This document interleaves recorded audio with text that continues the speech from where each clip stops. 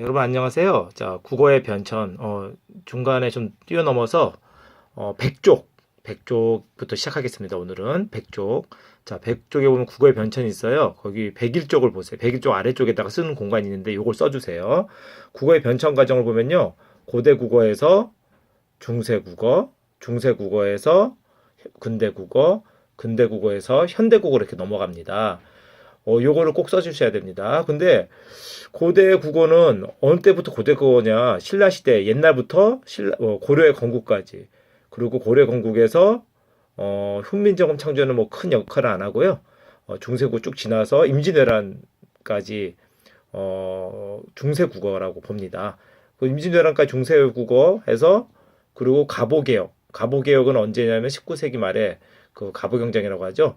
그때까지가 이제 근대 국어라고 하고 그리고 지금까지 현대 국어라고 합니다. 그러면은 고대 국어를 갖다가 어떻게 왜 이렇게 나눴느냐? 신라 고려의 건국이 무슨 의미가 있는지 한번 그림으로 볼게요. 자, 여기 보시면요.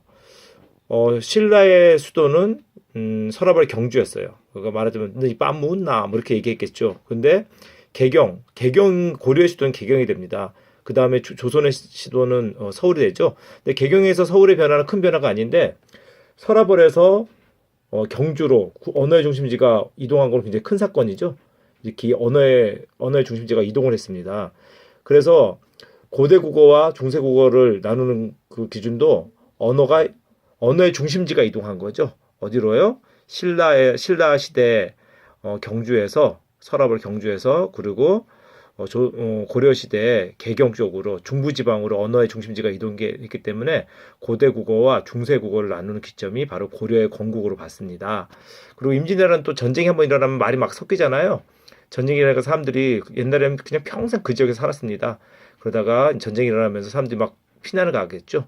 피난을 가면서 말이 막 섞이고 흩어지고 그리고 전쟁이 일어나면서 막 말이 강해지고 그래서 임진왜란 그리고 근대 국어는 이제 가보개혁은 외국에 있는 다양한 언어들이 이제 들어왔다는 거죠. 가보개혁하면서 이제 제국주의가 우리를 이제 침략하기 시작했잖아요. 이때는 우리나라뿐만 아니라 전 세계적으로 다 이제 제국주의의 침략에 고통받는 시기였는데 일본 제국주의가 우리를 침략해오던 그 시기 또는 서양의 여러 가지 제국주의들이 우리를 침략하려고 하던 그 시기가 바로 요 시기입니다. 요 표를 꼭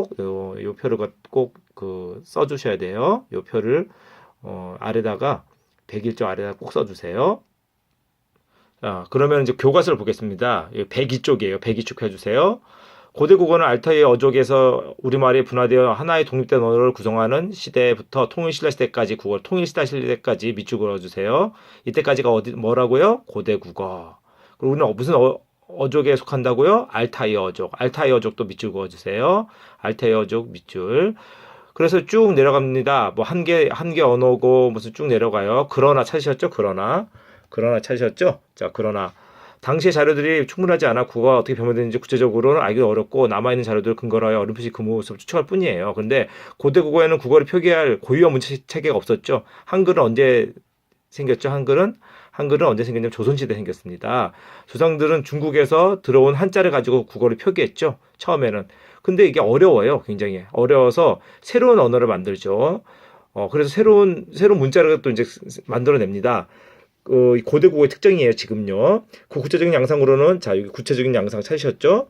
그 구체적인 양상으로는 한문을 국어 어순에 맞게 변형하여 사용하는 서기체 표기 방식 한자를 국어의 문장 구조에 따라 배열하고 조사와 어미까지 표기하여 문장의 의미를 분명하게 하라 했던 것 이두에 네모 쳐주시고 그 한문 원문을 그대로 살려되 구절 뒤에 해석을 돕는 토를 사자 표기로 덧붙인 구결 네모 쳐주시고 제일 중요한 겁니다. 그리고 마지막으로 고대 국어에서 한자의 음과 뜻을 빌려 우리말을 전면적으로 기록했던 향찰 네모 쳐주세요. 이건 밑줄 그어주세요. 한자의 음과 뜻을 빌려 우리말을 전면적으로 기록했답니다. 향찰이. 그럼 향찰이 무엇이냐? 한번 보겠습니다. 자, 향찰은 한자의 음과 뜻을 활용하여 우리말을 전면적으로 표기했다는 거죠. 전면적으로 표기한 건 뭐냐면요. 우리말은 한자를 보세요. 한자 보시면은 먹을 식자.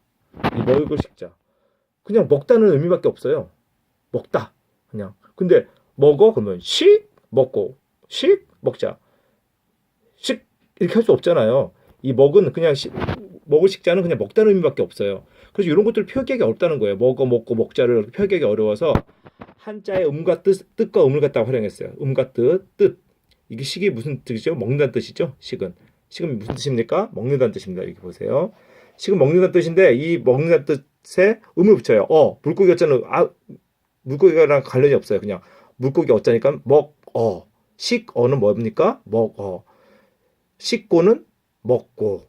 그리고 이 뜻은 식자, 아들 자자 써서 먹자. 이런 식으로 표현한 거예요.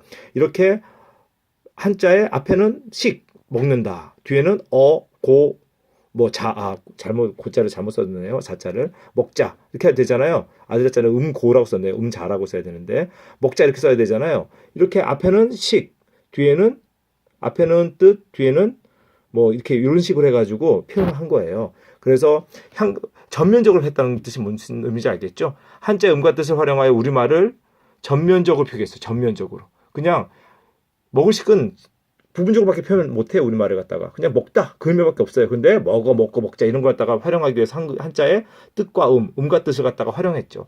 그게 바로 향찰입니다. 또 향찰을 활용하여 향가란 작품을 창작했어요.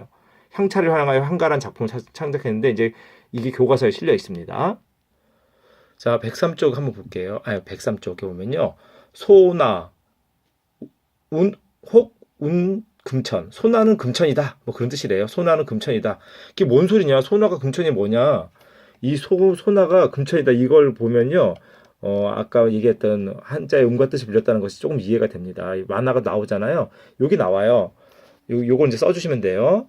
실소, 어찌나는 이게 우리가 냇물할 때 내 있잖아요. 그 내라는 뜻인가 봐요.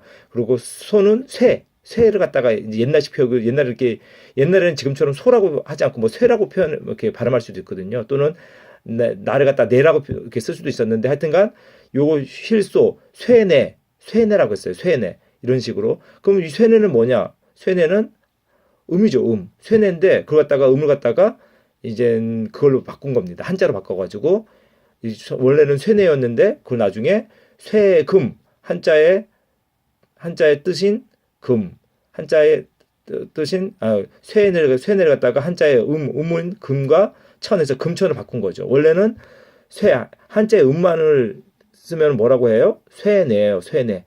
옛날에 근데 쇠내나 또는 소나라고 표현했겠죠. 한자의 음을 빌리면은 네. 근데 한자의 뜻을 빌려가지고 금천 이렇게 바꿨다는 얘기입니다. 그러니까 소나나 금천은 같은 동일 인물이라는 얘기죠.